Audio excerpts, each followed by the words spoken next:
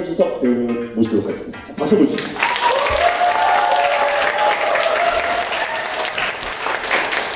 안녕하세요. 저는 서지석이라고 합니다.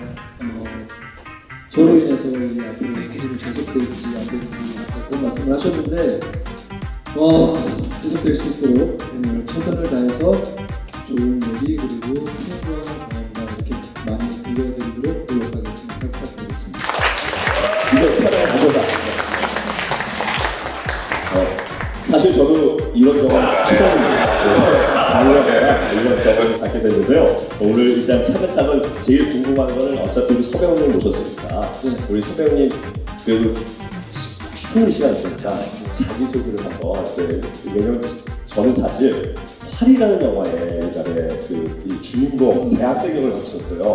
그게 제가 그때 막 그 영화사를 차리고 감독을 하고 있을 때였는데 그때 너무 좋은 인사로 그때 뵀었거든요. 그게 한 2004년 4년 정도 된 것 같아요. 네. 그래서 그 작품을 통해서 이제 인지가 됐는데 많은 작품 하셨어요. 사실 영화며 방송이요. 그러니까 조금 간략한 자세한 자기소개를 한번 부탁드리겠습니다. 2시간이라는 시간이 굉장히 길어서 천천히 하셔도 돼요. 굉장히 길게 자랑하면서 얘기해도 될 것 같습니다. 저는 2000년도, 99년도 말 2000년도에 처음 데뷔를 했고요. 그리고 드라마로는 2001년도에 처음 그 드라마 시티라는 단막극이 있어요. KBS에 거기 처음 드라마를 이렇게 데뷔를 하게 됐는데 그때 같이 데뷔했던 분이 잡지 모델로 굉장히 유명하셨던 공효진 배우님, 공효진 배우님하고 같이 둘이서 남자 여자 이렇게 주인공을 맡아서 처음 드라마를 시작하게 됐고요. 그 이후로 여러 가지 뭐 일일 드라마 그리고 주말 드라마 그리고 미니 시리즈 등등 여러 작품 하다가 어느새 벌써 이렇게 20년이 넘는 연차가 쌓인 배우가 되었습니다.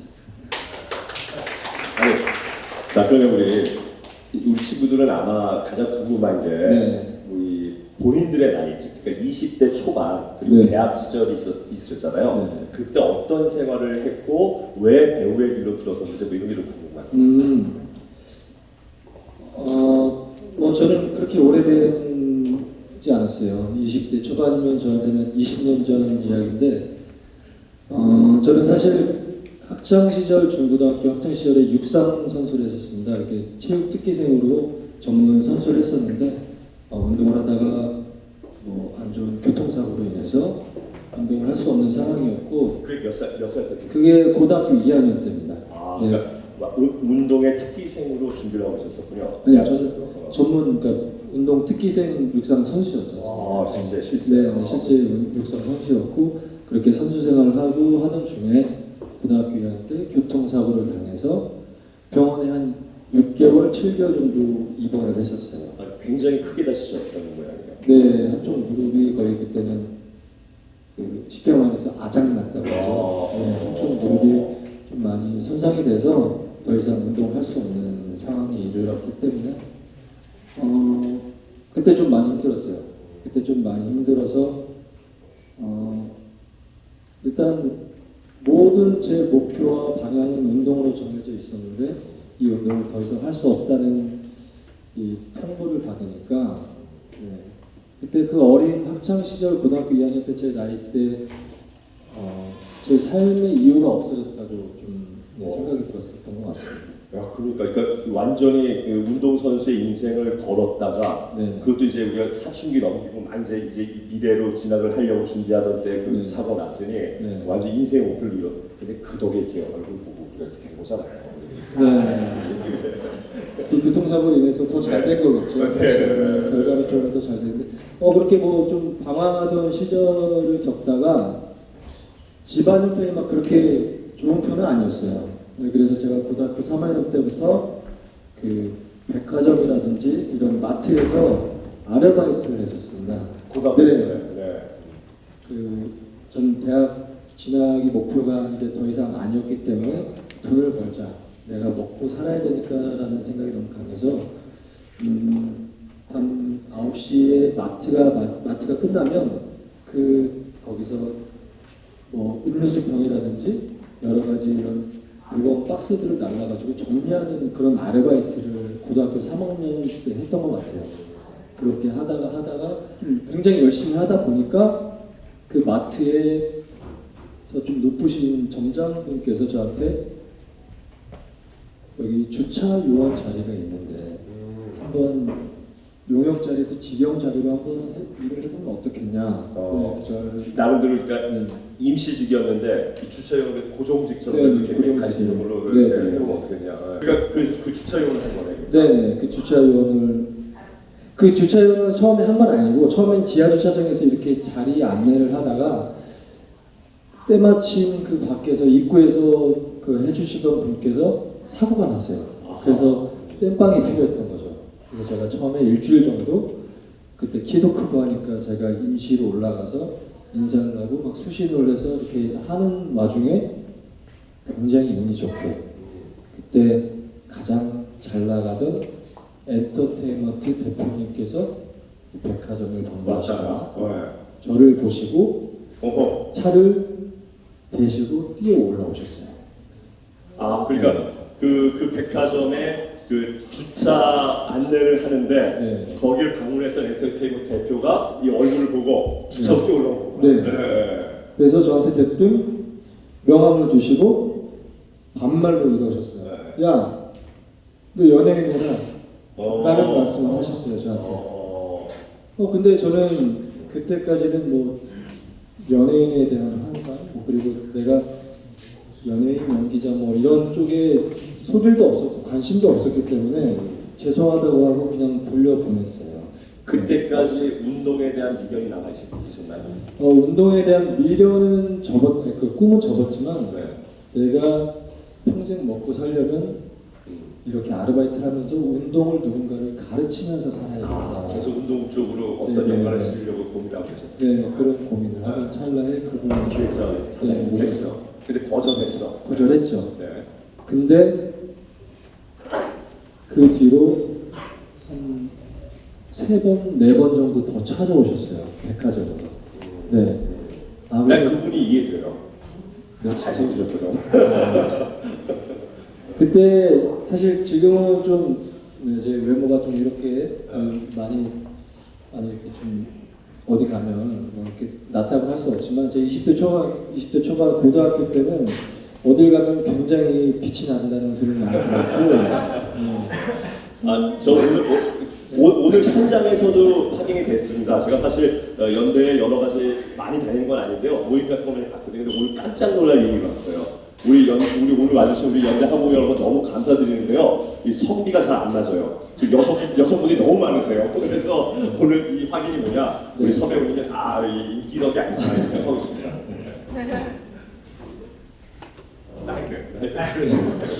네. 결론을 내셔가지고 제가 뭐라고 말을 드렸습니다.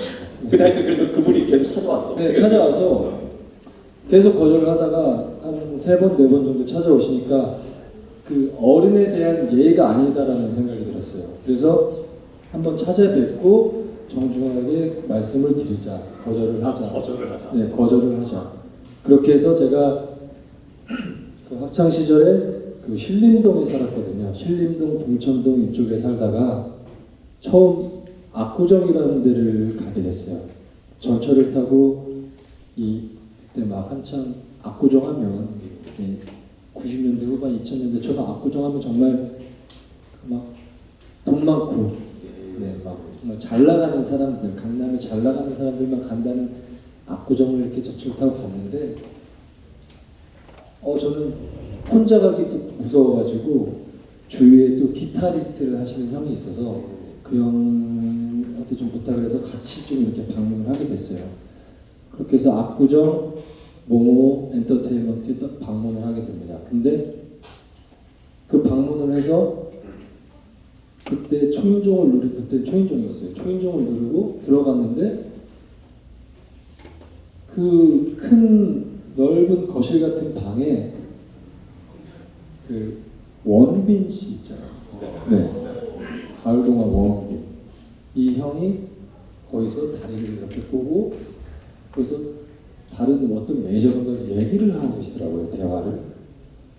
그래서 이거 뭐지? 그래서 내가 방송에서 봤던 그 원빈 씨가 있고 거기서 또 대표님이 저 왔다고 방으로 들어오라고 해서 들어갔더니 그때 한참 굉장히 유명하셨던 윤소나 배우님이 계셨어요. 네, 윤소나 배우님 잘 모르실 수도 있는데 지금 윤소나 배우님 계시고 그 때마침 거기 엔터테인먼트에 유명하신 분들이 굉장히 많이 계셨어요. 뭐 김지수 배우님도 계셨고 그리고 한채영 배우님도 계셨고 이렇게 계시다 보니까 제가 거절하러 갔는데 그 엔터테인먼트에 들어간 지 1분도 안 돼서 여기는 내가 있어야 될 곳이구나라는 생각이 마음이 바뀌었어요. 1분 만에? 정말 들어가서 1분 만에. 거기가 제가 아는 그 사장님 정땡 건물이 네네 맞습니다. 저 10분 있는 분인데 그러셨군요. 네. 그게 1분 만에. 99년도 말이었어요. 네. 그러셔가지고 제가 뭐라고 하는지 시작이 안 나는데 어쨌든 네. 그래서 감정의 연결을 끊었어. 있었어요. 그 오디션을 갈 때는 그런 생각을 가졌던 것 같아요.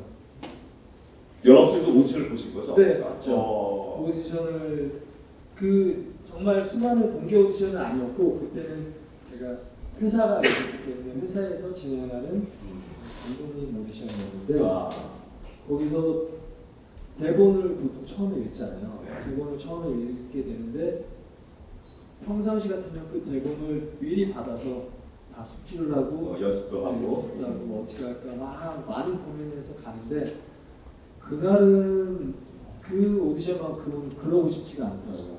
한번 다르게 해볼까라는 생각을 가졌던 것 같아요. 제 기억 속에. 그래서 아무런 준비도 해가지 않고 그 대본을 미리 받았죠.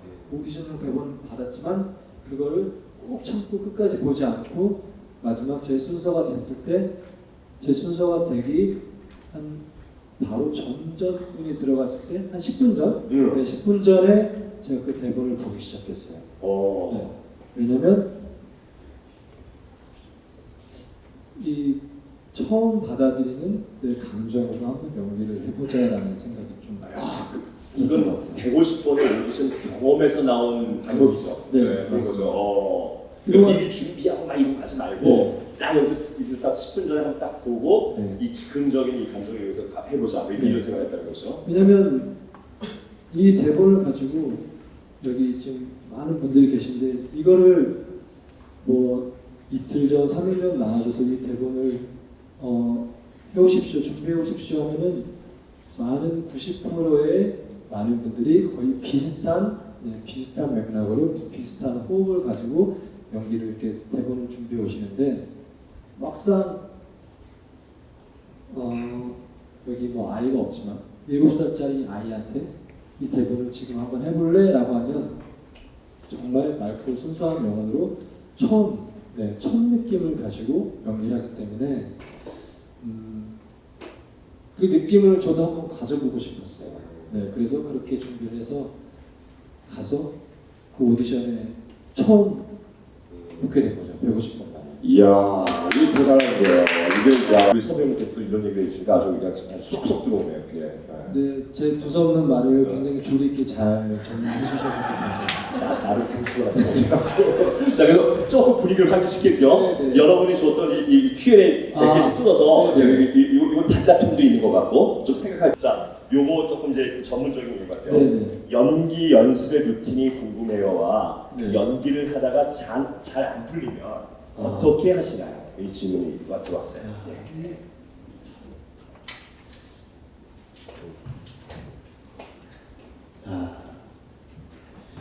일단 연기를 하다가 잘 안 풀릴 때는 아무 생각 안 하고 쉬어야 됩니다. 네, 내가 뭘 한다고 해서 순식간에 뭔가 바뀌지 않아요. 내가 어떤 준비를 해왔고 얼마나 많은 시간을 투자해서 준비를 해왔지만 그것이 지금 이 촬영하는 순간에 맞아 떨어지지 않고 이 연출님과의 생각과 맞아 떨어지지 않으면 답은 없는 것 같아요. 그래서 뭐 양해를 구해서 시간을 조금 갖든 만약에 시간을 가질 상황이 안 된다면 어떻게 해야 될까요? 그러니까 이제 영화 테이프 저도 이제 현장에서 일을 했잖아요. 그러니까 막 감독한테 막 이렇게 다가올 때가 있어요. 네. 감독들 그때 머리가 터져나거든요. 왜 현장을 갈 때는 알다시피 감독들 머릿속에 너무 많은 걸 계산하고 가기 때문에 그냥 그때 사실 대부분의 감독들은 이거 그냥 이때 했으면 좋겠어 그냥 가자. 근데 만약 그게 프로듀서 입장이면 네. 스톱하고 쉬었다 갑시다 이러면 프로듀서 난리가 나죠.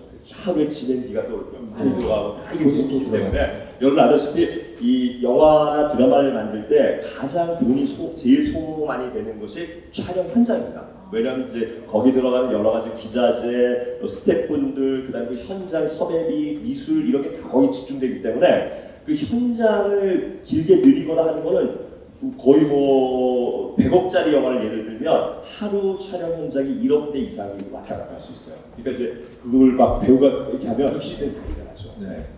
그럼 어떡하나 이렇게 이제 주도해서 보는데 감독은 가자 그래, PD는 안 돼, 이제 빨리 가자. 뭐 이거 그냥 가. 연기가 안 돼. 글쎄요. 저는 잘 안 풀릴 때는 이거 우리과 애들이 질문 한번 해보니까 사실 답이 없죠. 네. 답이 없어요 사실. 그때 그 현장에 맞게끔 내가 풀어가는 방법을 찾아야 될 것 같아요. 최선을 다하는 수밖에 없다는 거죠. 네. 포기하면 안 되죠. 포기는 포기는 절대 안 돼요. 포기를 절대 안 돼요. 그러나 최선의 방법으로 정점을 찾아야 하는 거겠죠. 네, 이거 정말 어떤 답을 드리기보다는 그때 최선을 다하는 게 최선을 다해야 맞습니다. 자, 우리가 이제 남은 시간은 여러분 여기 이렇게 귀중한 시간 내주셨던 분들 혹시 지금 저희가 나오지 않은 질문 중에서 궁금한 것들이 분명히 있으실 것 같아요. 그거 자유롭게 그 질문하실 시간을 드릴 테니까 손을 번쩍 들어주시면 우리 여기 도와주실 친구분께서 가서 마이크를 전달해 줄 것 같습니다. 혹시 자 한번 질문을 해볼까요? 연극하고 있는 환경공학부 백윤아라고 합니다. 다름이 아니라 처음에 대본을 받았을 때 이 충격과 그런 감정이 대본을 연습하면서 분석하면서 그게 점점 익숙해진다라는 감정을 받았어요. 그게 되게 저에게 있어서는 되게 좋지 않다라고 생각을 하는데 이럴 땐 어떻게 생각하시나요?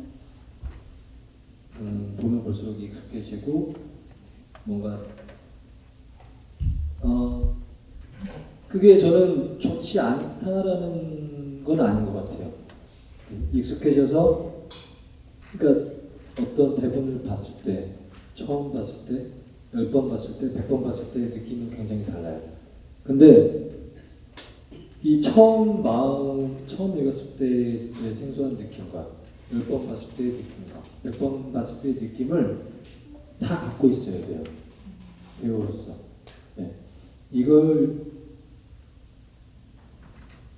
처음 봤을 때 감정을 좋아하는 사람이 있고 10번 봤을 때의 감정을 좋아하는 사람이 있고 100번 봤을 때의 감정을 좋아하는 사람이 있고 이 모든 게 어떤 게 맞고 어떤 게 더 잘하는 연기다라고 또 봐줄 사람들이 또 다 달라요. 그렇기 때문에 연기에 답은 없잖아요. 대본을 분석하는데도 답은 없어요. 네. 저도 아직까지 모르겠고 그냥 그거 하나는 제가 자신 있게 말씀드릴 수 있는 게 많이 봐서 익숙해졌다고 했잖아요. 그러면 그거보다 훨씬 더 많이 봐보세요. 그럼 다시 처음으로 돌아가요. 네. 처음에 이런 감정으로 이 대본을 읽었는데 그거를 100번, 200번 읽다 보니 다른 내용이 됐다. 그럼 거기서 300번, 400번, 500번 읽다 보면 다시 처음 봤을 때 감정으로 돌아가서 이 모든 대본을 내 안에 그래도 조금은 가질 수 있게 되거든요. 그러니까 조금 더 한번 오버해서 대본을 분석하시고 보는 것도 좋을 거라는 생각이 들어요. 제일 좋은 얘기는 이거 같아요. 계속 익숙해지긴 하지만 처음 봤을 때의 느낌도 간직하고 있고 10번 봤을 느낌도 간직하고 있고 100번 읽고 봤을 느낌도 간직해라.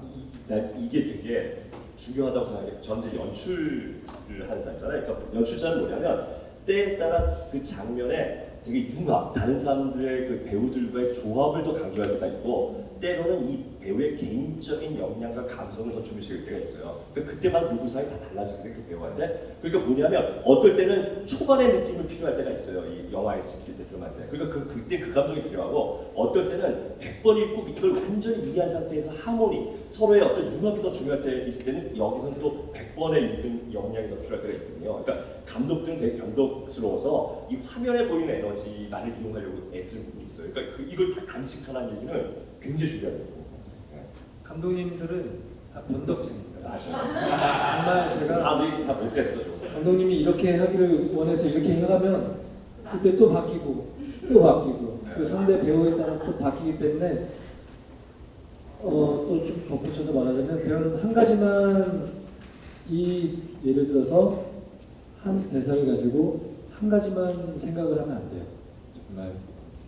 정말 수만 가지 변수를 생각해야 되고 이 대사로 인해서 최소 저는 지금 현재 현장에서 촬영을 하고 있기 때문에 어떤 대본이 주어지면 최소 이거 가지고 4가지, 5가지 버전을 만들어가요. 저 스스로.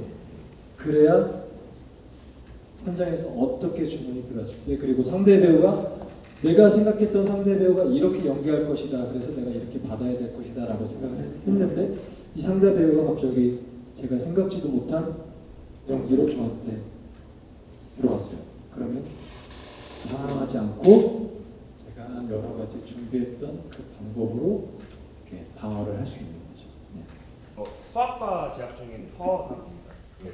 다름이 아니라 혹시 끝나고 농구 한판 가능하신지? 네? 일정이 있어요. 끝나고 농구 한판 가능하신지? 너무 잘하세요. 그냥 10분 하고 가겠습니다. 우리 마지막으로 우리 이제 친구들 마지막으로 네. 마무리 멘트 한번 해주시고 네, 그리고 이제 사진을 찍고 이제 네. 이 마무리 멘트 한다는 게 가장 어려운 것 같아요. 그냥 저는 뭐 없습니다. 그냥 저보다 더 강한 멘탈을 가질 수 있도록 만드셨으면 좋겠고 그러기 위해서는 나 혼자가 아닌 옆에 계신 누군가와 함께 항상 함께라는 그 단어를 잊지 마시고 주위 사람과 같이 힘을 모으셨으면 좋겠고 또 제가 배우로서 오늘 왔지만 이 배우라는 직업은 혼자 할 수 있는 일이 아니잖아요. 네. 그렇기 때문에 항상 저는 개인보다는 팀, 네. 그리고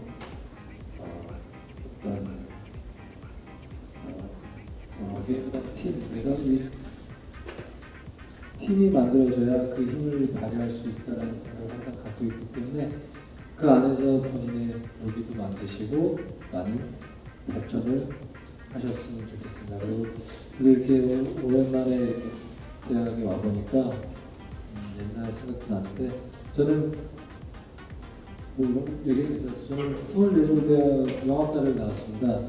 영화과를 다닐 때 제가 얼마나 열정이 있었는지 대학교를 다니면서 단편 영화도 30편을 넘게 찍을 만큼 단편 영화 30편이라고 하면은 거의 학교 다니는 내내 단편 영화 촬영을 했던 거였거든요. 그래서 그만큼 열정이 있었는데 다시 한번 깨닫게 됐고 여러분들 뵈니까 저도 오늘부터 집에 가서 다시 새로운 마음으로 어떤 아무 대본이나 집어들고 새롭게 연기 공부를 좀 해보겠습니다. 이런 마음을 여러분들도 가지셔서 다시 무언가를 도전할 때 새로운 마음으로 도전하시길 바라겠습니다. 박수 한번 주세요. 포즈 한 번만 바꾸고 이렇게 하나 둘 셋